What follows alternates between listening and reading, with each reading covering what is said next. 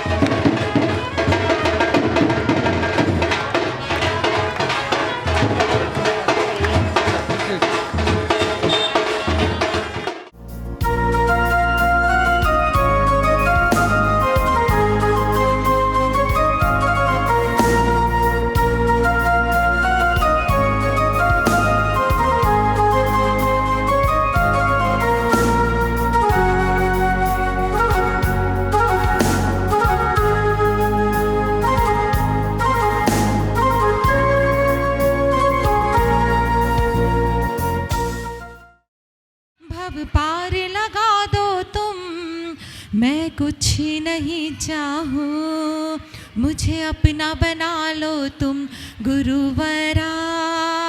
शांति सुधा से है भरे मुनिवरा, भक्तों की विपदा हरे। सौभाग्य सागर जी तुमको प्रणाम है, सौभाग्य सागर जी तुमको प्रणाम है। दिन रात और हर पल बस एक ध्यान है गुरुवरा।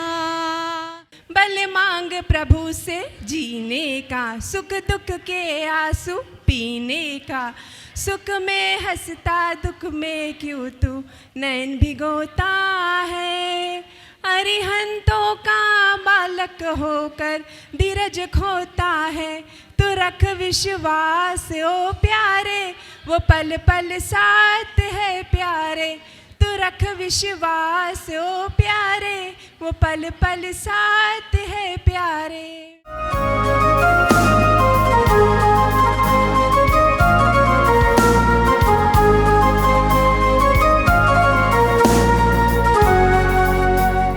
यही सोच मन हर्षाए, अखियों के झरोकों से मैंने देखा जो सामने।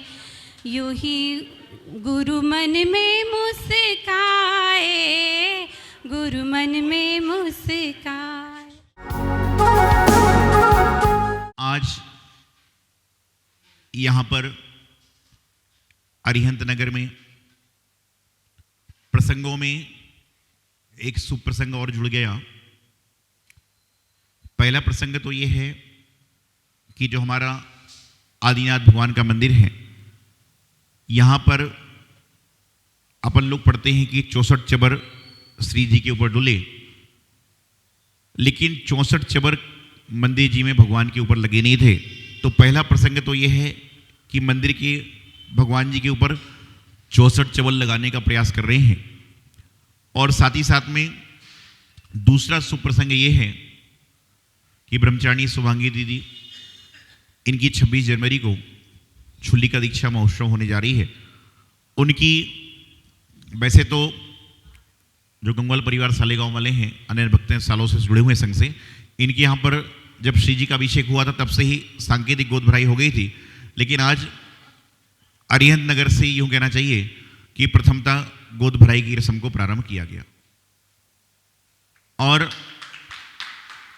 ये भिंडी निवासी हैं और 1985 में जन्म लिया और लगभग 10 साल से इस मार्ग पर चल रही हैं, अष्टम प्रतिभाधारी हैं। और आपने देखा है गाने में, स्वाध्याय में, सब काम में अपना अपना काम संपन्न करते हैं। तो चिंतामणि पारसनाथ भगवान की कृपा से और गुरुदेव आचार्य सिद्धांत सागर जी महाराज की आज्ञा से 26 जनवरी को कचनेर जी में इनकी दीक्षा महोत्सव होगी। तो यहाँ पर जो प्रसंग चल रहे हैं, उन प्रसंगों में हम भी अपना प्रसंग बना सकते हैं। प्रसंग कैसे बना सकते हैं? यदि मैं कहूं कि जितने लोग गोद भराई करने हैं, उनमें से किनके मन में भाव है कि हम कभी ना कभी दीक्षा लेंगे, तो लोग श्रीफल लेके वापिस चले जाएंगे कि भैया मुझे गोद भराई नहीं करना है।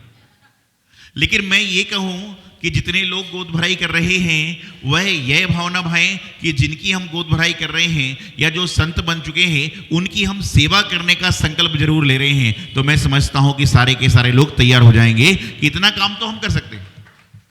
कहते ना कि सेवा करोगे तो क्या मिलेगा? देखिए, ये आपका फंडा है कि सेवा करोगे तो मेवा मिलेगा, लेकिन हमारा फंडा ये है कि सेवा करोगे तो कभी ना कभी मुक्ति जरूर मिलेगी। आप भुक्ति की बात सोचते हो, हम मुक्ति की बात सोचते हैं, क्योंकि अंतर है ना। ग्रस्त व्यक्ति जो होगा वह भुक्ति की बात सोचता है और संत क्या सोचते हैं? मुक्ति की बात सोचते हैं। जब आप आदिनाथ भगवान के मोक्षणा का लड्डू बनाते हो, तो लड्डू बनाते समय आपके मन के भाव आता है, इससे अच्छा लड्डू तो पार्टी में बना था। और जब यहां पर लड्डू चढ़ता है, क्योंकि आपका ध्यान भुक्ति की ओर है और संतों का ध्यान मुक्ति की ओर है, तो वहां पर जाने के बाद क्या होता है कि हम सोचते, अरे ये लड्डू जो चढ़ा है, जब आदिनाथ भगवान का मोक्षणा का महोत्सव मनाया गया होगा तो उस समय कैसे कार्य हुआ होगा। तो जो भी है, जीवन में दीक्षा बहुत बड़ी चीज होती है। आज कहना बहुत आसान है, लेकिन करना बहुत कठिन होता है। आज यदि दीक्षा लेना संभव होता तो पूरे भारत देश में आपको पता है पिछीधारी साधु कितने हैं? कितने होंगे? पूरे भारत में कितने साधु होंगे? 1500 से कम है। कितने? 1500 साधु नहीं है। और समाज कितनी है? 1 करोड़ को क्रॉस कर रही है दिगंबर जैन समाज, और उसमें आपके यहाँ 1500 साधु हैं। और पूरे भारत देश में प्रतिमाएं कितनी हैं? कितनी अपने मंदिर में कितनी प्रतिमा होंगी? लेकिन आप लोग कह रहे हो कि महाराज जी हम मंदिर की प्रतिमा थोड़ी ना गिनते हैं, हम तो भगवान के दर्शन करते चल पड़ते हैं सारे।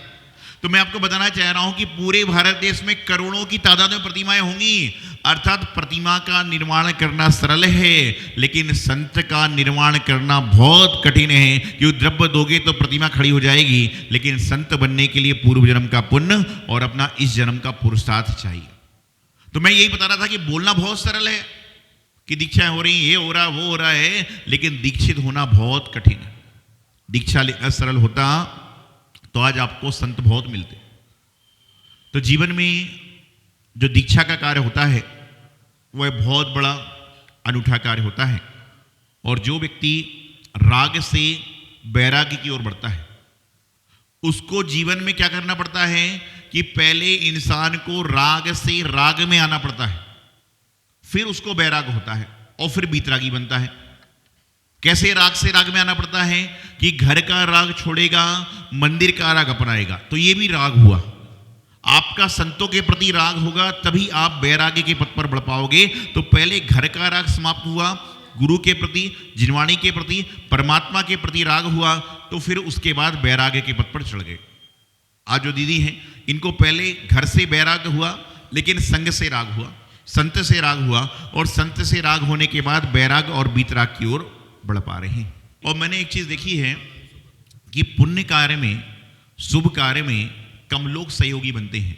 उसका कारण दूसरा है, आपके घर के बाहर कोई सब्जी बेचने वाला ठेला खड़ा हो, यदि 6 बजे उसने ठेला लगाया है और रात को 10 बजे तक ठेला खुला हुआ है, तो मैं समझता हूं कि उसके यहां भीड़ बहुत होगी सामान खरीदने वालों की। और आपके घर के बाजू में एक ज्वेलर्स की दुकान है, जो 10 बजे दुकान खोलता है और शाम को 6 बजे बंद कर लेता है। उसकी दुकान पे मात्र दिन भर में 5 ग्राहक आते हैं और 2 ही लोग सामान खरीदते हैं। मुझे सिर्फ इतना बताइए कि रात्रि में जब घर जाके पैसे गिनेंगे तो किसके पास पैसे ज्यादा होंगे? जिसके पास बहुत सारी भीड़ है उसके पास, कि ज्वेलर्स के पास? ज्वेलर्स के पास। तो उसी प्रकार से तो ये जैन धर्म है कि जैन धर्म को हर कोई नहीं कर सकता, क्योंकि जैन धर्म जो है हीरे जैसा है। इसको करने के लिए बहुत पुण्य चाहिए, बहुत सामर्थ्य चाहिए, जब जाके जैन धर्म जन्म लेता है। लोग कहते हैं भीड़ नहीं, भीड़ नहीं, भीड़ कैसे होगी? ये सब्जी बाजार थोड़ी ना है, ये तो परमात्मा का द्वार है। आप देखिए मंदिर में दर्शन करने वाले कितने लोग होंगे? 300-400। अभिषेक करने वाले 15-20, आहार देने वाले 20-25। तो कहने का तात्पर्य यह है कि हर व्यक्ति भगवान के पास जाके पुण्यात्मा नहीं बन सकता ना। परमात्मा जिसको चाहेंगे वही उनके पास, उनके सिर पर कलश डाल पाएगा। हर किसी की सामर्थ्य है ही नहीं।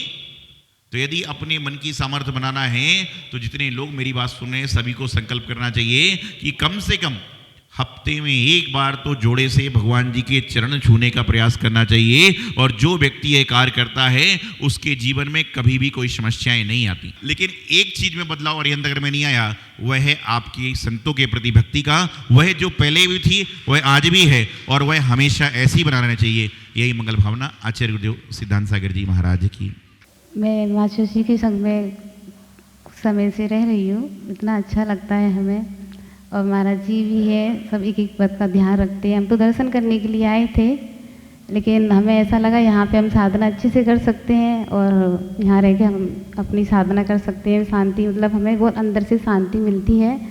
तो हमने महाराज जी से प्रार्थना की कि आप हमें दीक्षा दें, हमें आपके चरणों में रहना है, हमें अपना कल्याण करना है। हमें बहुत अच्छा लगता है उनके संग में रहते, हमें कोई भी किसी प्रकार का विकल्प नहीं है। इसलिए आज शशि से हमारी प्रार्थना है कि आप हमें जल्दी से जल्दी दीक्षा दें। मेरी भावना तो आर का दीक्षा लेने की है, फिर जैसी आपकी इच्छा, आप हमें जल्दी से जल्दी दीक्षा दें, हम इस मार्ग पर आगे बढ़ें। ये हमारी मंगल भावना है, प्रार्थना है। तप और त्याग तेरा गुरुदेव अनूठा है, जब दर्श करूँ तेरा लगता जग झूठा है। तेरे चरणों में गुरुवर मिलती है शांति हमें, आत्म सुख सच्चा है, रहती ना भ्रांति हमें। सबके जीवन में गुरुवर खुशियाँ तुम भरते हो, मेरे मन की आस मेरी गुरुवर है। हर पल हर विश्वास मेरी गुरुवर है। जीवन में तन्हाई अब अच्छी लगती है, गुरुवर तेरी प्रीति अब सच्ची लगती है। मेरे सूने मन में एक दीपक जलता है, जब याद तेरी आती गम मेरा ढलता है। मेरी यादों में गुरुवर शरता सम बहते हो, मेरे मन की आस मेरी गुरुवर है। हर पल हर विश्वास मेरी गुरुवर है। तेरे संयम की सौरभ मेरे मन में महकी है, छवि बीत राग तेरी आँखों में रहती है तप और त्याग तेरा, गुरुदेव अनूठा है जब दर्शी करूँ तेरा। जय बोली परम पूज्य आचार्य गुरु शिक्षा सौभाग्य सागर जी महाराज की जय। भगवान के यहाँ पर 64 चौर लगाना है और उसके पश्चात महावीर भगवान के वेदी के जो विधि है वहाँ पे भी 64 चौर चढ़ाने का कार्यक्रम यहाँ संपन्न होने जा रहा है। मंगल चवर ढुराते प्रभु पर वंदन है, अष्ट द्रव्य में चंवर है होते जिसकी महिमा भारी। हो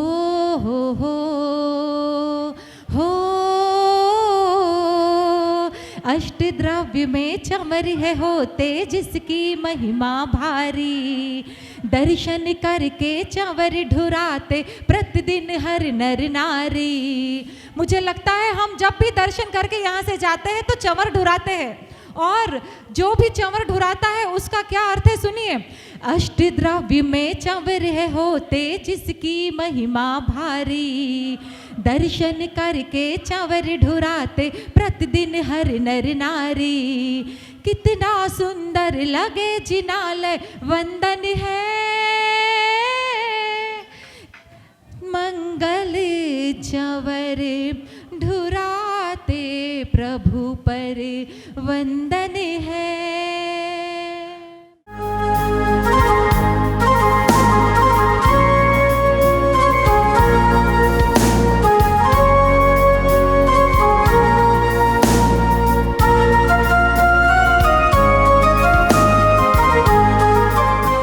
सौभाग्य कोहिनूर श्रीमान संजय जैन, श्रीमती ममता जैन परिवार, ग्रेटर कैलाश दिल्ली। सौभाग्य भक्त श्रीमान विजेंद्र जैन, श्रीमती निर्मल जैन परिवार, गुरुग्राम। सौभाग्य भक्त श्री मनीष गोधा, श्रीमती सपना गोधा, गोधा एस्टेट परिवार, इंदौर। सौभाग्य भक्त श्रीमती कुंती देवी जैन, श्री राजीव जैन, श्रीमती मीनाक्षी जैन, कावेरी जैन, उदय जैन, सिविल लाइंस परिवार, दिल्ली। सौभाग्य भक्त Shri Amit Jain, CA, Shrimati Anshul Jain, Anshika Jain, Anuttar Jain, green park परिवार, दिल्ली। सौभाग्य भक्त श्री राजीव जैन, श्रीमती साक्षी जैन, श्री आयुष, श्रीमती दिशा अगड़िया, श्री नमन जैन, श्रीमती ईशा जैन परिवार, गुड़गांव। सौभाग्य भक्त श्री आलोक जैन, श्रीमती पायल जैन, कनिष्का जैन, शौर्य जैन परिवार, भजनपुरा, दिल्ली।